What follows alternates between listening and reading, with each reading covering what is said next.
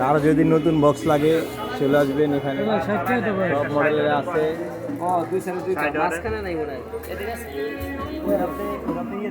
এটা আমাদের ম্যানেজার সাহেব।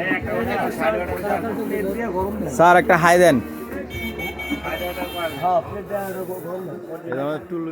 চলে আসলাম ইউটিউব চ্যানেলে, অনেক দিন ধরে ভিডিও ছাড়া হয় না। এই যে নতুন বক্স ফিটিং চলতেছে, এই যে আরেকজন নতুন সার্ভিস করতেছে।